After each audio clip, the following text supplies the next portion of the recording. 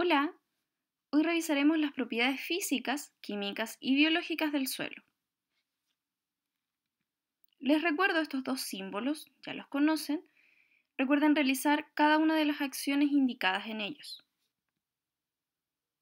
Existen muchos tipos de suelo. Cada propiedad de las que analizaremos ahora otorgará distintas alternativas para poder clasificar los sustratos.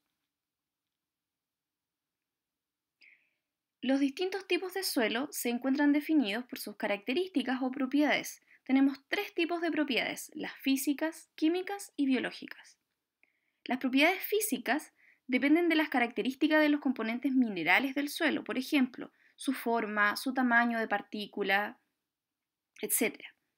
Además, la mayoría de ellas puede evaluarse tan solo con la utilización de nuestros sentidos como el tacto y la vista. Las propiedades químicas, sin embargo,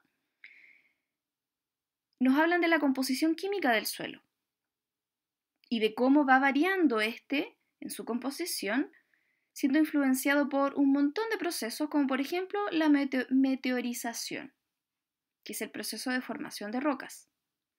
La última propiedad del suelo corresponde a sus características biológicas. Por ejemplo, todos los seres vivos que se encuentran habitándolo, además de aquellos seres vivos que luego de su muerte han entrado en descomposición, y eso específicamente formaría parte del humus.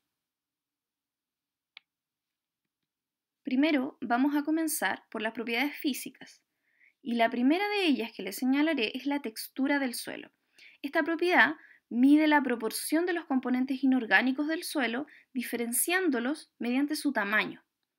En el video anterior les indiqué que existen varias partículas, por ejemplo está la grava, la arena, el limo y la arcilla.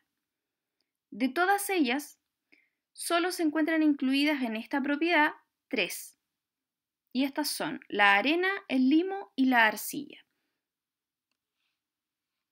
La proporción de estos componentes me va a dar la textura del suelo. La siguiente propiedad es la porosidad. Respecto a ella, podemos decir que el tamaño de las partículas del suelo afecta al tamaño de los poros. En el caso de la imagen de la izquierda, las partículas son pequeñas y el espacio entre ellas, o sea, los poros, también lo son. Pero en este caso específico, aumenta el número de poros existentes, por lo que va a aumentar también la porosidad.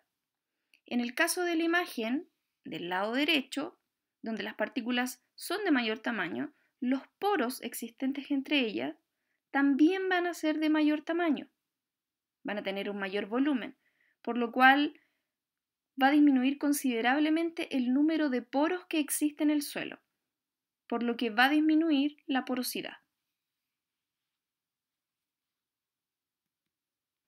La siguiente propiedad depende de las dos anteriores, pues el agua que puede retener el suelo se dispone en los poros. Y si estos poseen un mayor tamaño, el suelo poseerá una menor capacidad de retención de agua y por lo tanto su disponibilidad también será menor. En cambio, en un suelo que posee poros de menor tamaño, la retención de agua mejora y con ello su disponibilidad. Otra propiedad física del suelo es su color. Esta propiedad depende de los componentes que integran el suelo y varía según sea el contenido de agua o humedad del suelo. Por ejemplo, el color negro y marrón se deben a la gran cantidad de humus o materia orgánica en descomposición que existe en el suelo. Además, un color más oscuro puede retener mayor cantidad de agua y por lo tanto ser sinónimo de un suelo más húmedo. Existen otros colores que se pueden visualizar en el suelo. Por ejemplo, está el color rojo, que se debe a que el suelo tiene mayor cantidad de este mineral llamado hematita, y el color amarillento del suelo, que también existe, lo vemos en la imagen de la derecha, en la parte superior, se debe a la presencia del mineral goetita, mientras que un color mucho más claro o blanquecino se debe a la presencia de cuarzo, yeso o caolín en el suelo. también minerales. Como lo dije en el video anterior, el suelo posee materia orgánica como uno de los componentes estructurales más importantes. Según esto, podemos decir que el suelo posee propiedades biológicas. Dentro de eso, tenemos el humus, una materia orgánica en descomposición que otorga esponjosidad al suelo y permite atraer una mayor cantidad de seres vivos para que vivan en él, además de estos mismos seres vivos que residen en el suelo y que contribuyen a mantener su estructura. Dentro de ellos tenemos tres grupos de seres vivos: los productores, que son mayoritariamente organismos vegetales y ayudan a la meteorización de las rocas, formación del suelo básicamente, además de contribuir a la formación del humus. Los consumidores, que son normalmente animales, por lo general muy pequeños, que favorecen la aireación del suelo y que, al igual que los productores, contribuyen a la formación del humus. Además, tenemos los descomponedores, que son, por lo general, bacterias y hongos que intervienen en la descomposición de los restos orgánicos en ese humus y, en última instancia, nos dejan en el suelo los minerales. Finalmente, tenemos las propiedades químicas del suelo.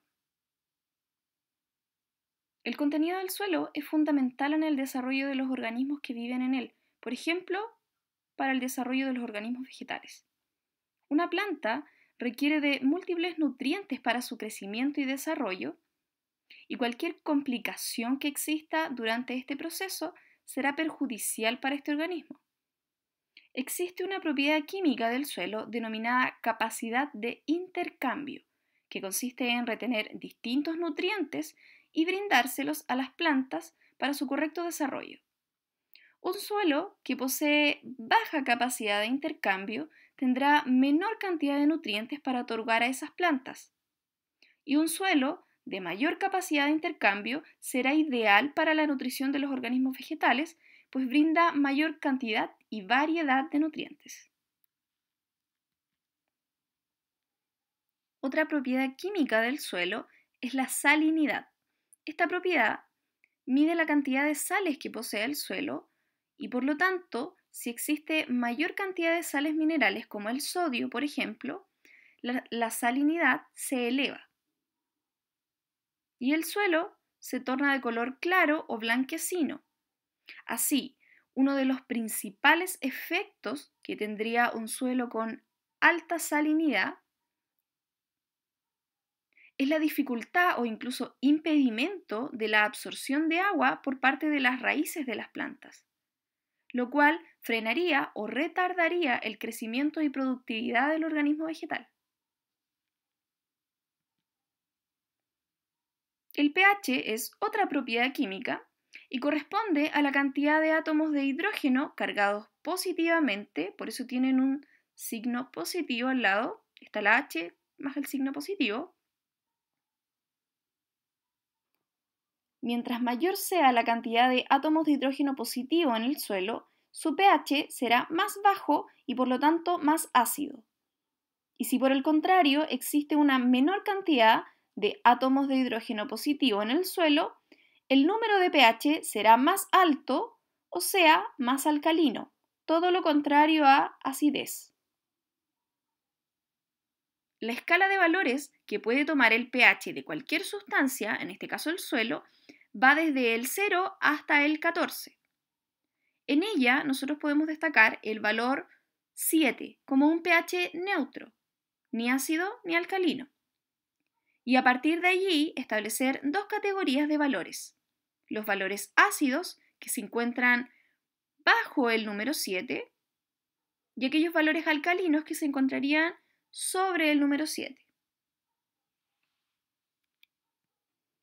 El valor de pH que posee el suelo puede afectar gravemente al crecimiento de los organismos en él. Por ejemplo, organismos vegetales de tipo hortaliza poseen exigencias de ciertos valores de pH para poder tener un crecimiento óptimo o aceptable. Y si el suelo posee valores distintos de pH, la planta no podrá desarrollarse y podría incluso llegar a morir.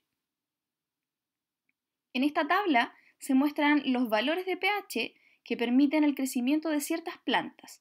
Mediante el color verde oscuro se representan los valores de pH en los cuales la planta crece de forma óptima, mientras que el color verde claro muestra valores de pH de suelo donde el desarrollo de las plantas es menor, pero sigue siendo igual de aceptable.